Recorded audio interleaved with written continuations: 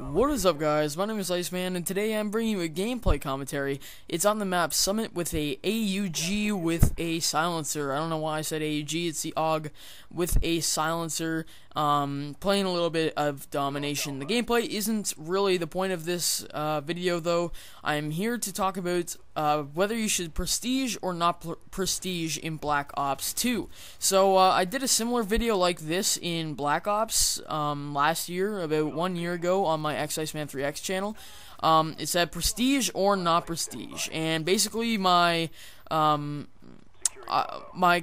my arguments were basically the exact same as this video is going to be, but some things have changed. Like well, let me tell you. In Black Ops 2, David Vonderhaar said that you're gonna have to prestige to unlock everything in Black Ops 2. I'm not sure whether that is just custom guns or gold camo or stuff like that, but you're obviously going to have to prestige to get something in Black Ops 2. So you know, I might. The rules of me, anyways. These are my opposing arguments on. Well, actually, let's start off with why you should prestige. So, you know, I'll start off with the good things first. First of all, it's fun. You know, the things that you do, you know, whether it be like competing with your friends to see who can get to 10th prestige first, it's always like a little bit more competitive than, shut up phone, it's always a little bit more competitive than, just regular, like, you know, for instance, in Modern Warfare 3, I'm level 80, 0 prestige, but some of my friends are 10th prestige, and, you know, I've played longer than them, so I know I can get to 10th prestige, but, you know, they always look better than me. You know, if they look at their KD compared to mine, mine's on the top of my friends list, but still, you know, when you think about it, they're still a higher level than me, technically. So there's always that competitive side of things and stuff like that. So, also, it makes you play more. Developers like Treyarch are trying to make you play more so that you'll have more fun with the game. So by doing that, they're making you, like, you know, you have to prestige to get the gold camo. So a lot of people prestiged. Even if they didn't want to, they still thought it was cool to have gold camo. So that got people to play Black Ops more, which is what the developer really wants, right? It makes sense. I've already mentioned that it's more competitive, and you also play longer. Now let's go to the downsides of whether you should prestige. So one of the things that happens when you don't prestige is it's less stressful, you know? In Modern Warfare 3, I got to level 80 and just stopped leveling up. It was so awesome not to worry about how much XP you have. You know, there's so many times where I just think, you know, oh, only if I could have got 3 more kills, I would have been ahead of my friend Cameron in this game, you know? There's so many times where I just think of little things like that just, you know, they just pick at me, you know? Like, and in Black Ops, I had to worry about that. Look at me fail. I put that way out, and it was in our spawn somehow. I didn't really know or understand why that happened, but anyways, let's carry on. It's less stressful, you know, you don't have to worry about that anymore, you know, it's just, look at that, what the fuck, really?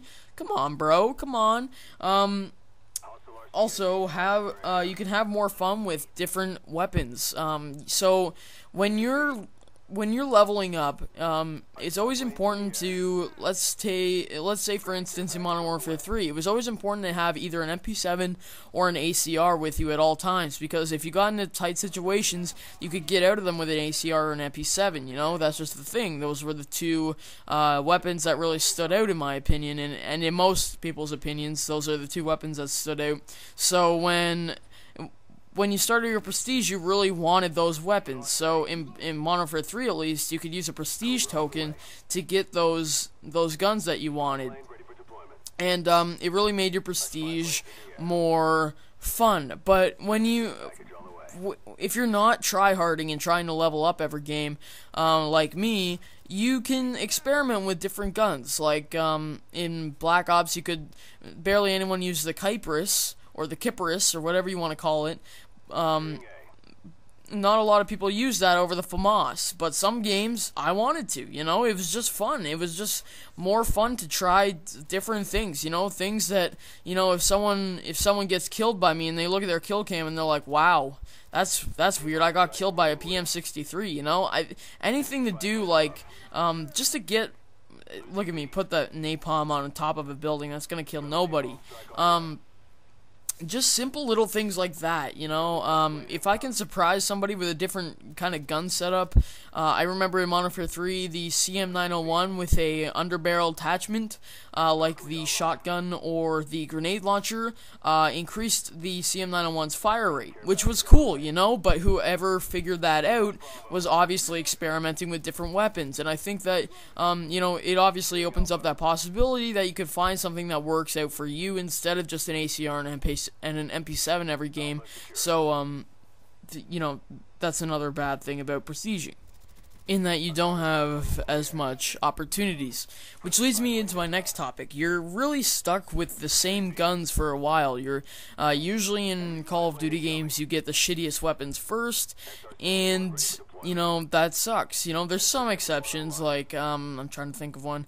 The FAMAS in Modern Warfare 2, I think you unlock that right away, and that was a really good gun. Really powerful weapon.